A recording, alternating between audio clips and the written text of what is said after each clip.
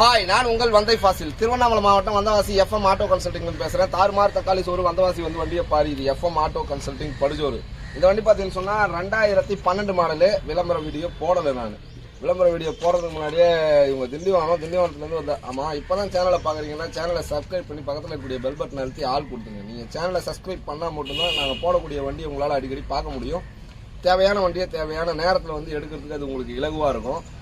Address எங்கே இருக்குன்னு ரொம்பலாம் நீங்கள் அலைய வேண்டியதில்லை. திருவண்ணாமலை மாவட்டம் வந்தவாசியில் கவர்மெண்ட் ஹாஸ்பிட்டல், ஜிஹெச் ஹாஸ்பிட்டல் எங்கே இருக்குன்னு கேட்டு அங்கே வந்துட்டு ஸ்க்ரீனில் ஒரு நம்பர் தெரியும், 9677701701.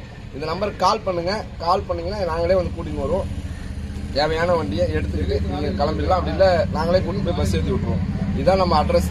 அதாவது வந்தவாசியில் கவர்மெண்ட் ஹாஸ்பிட்டலில் வந்தால் போதும். வேலூர், விசாரம், குடியாத்தம் இங்கேருந்து வந்தால் கூட நீங்கள் அழகாக ஜிஹெச் ஹாஸ்பிட்டல் எங்கே இருக்குன்னு கேட்டு அங்கே வந்துருங்க. கவர்மெண்ட் ஹாஸ்பிட்டலில் வந்துட்டு எனக்கு கால் பண்ணுங்கள். ஸ்க்ரீனில் ஒரு நம்பர் தெரியும், அந்த நம்பருக்கு கால் பண்ணுங்கள். அதேமாதிரி சேனலை சப்ஸ்கிரைப் பண்ண மறக்காதீங்க. அதேமாதிரி நம்மகிட்ட ஃபைனான்ஸ் கிடையாது, பேரம் கிடையாது.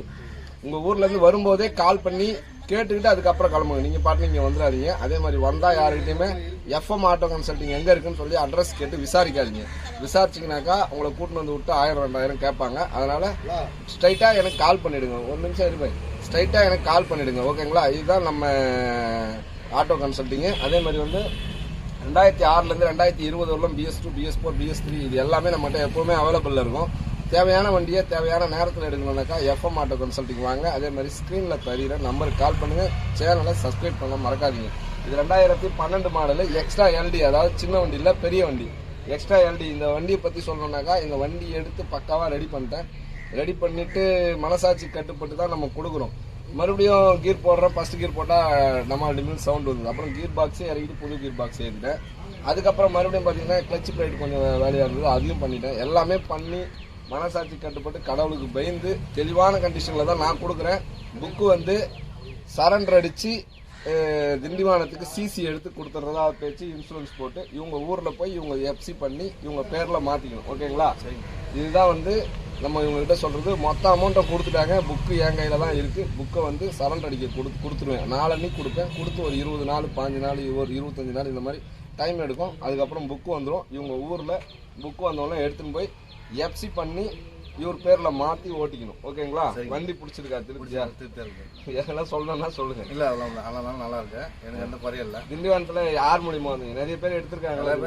நான் பேஸ்புக் மூலியமா நம்பர் பார்த்து வந்தேன்.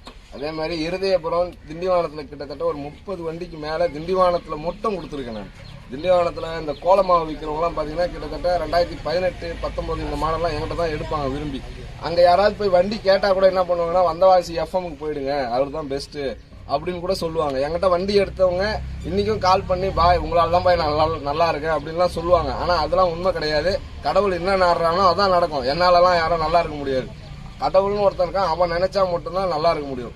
100 பேருக்கு வண்டி கொடுத்தா 90 பேர் எனக்கு ஃபோன் பண்ணி என்னை வாழ்த்துவாங்க, பாய் உங்களால் தான் நல்லா இருக்கிறேன். 10 பேர் என்னை திட்ட கூட செய்வாங்க. அதெல்லாம் நம்ம எதுவுமே கண்டுக்கிறது இல்லை. அதனாலதான் நம்ம வண்டி எடுக்கும்போது வண்டி மனசாட்சி கட்டுப்பட்டு தெளிவான கண்டிஷன்ல இங்கேயே எதனா ஃபால்ட் இருந்தால் ரெடி பண்ணி கொடுத்துருவோம்.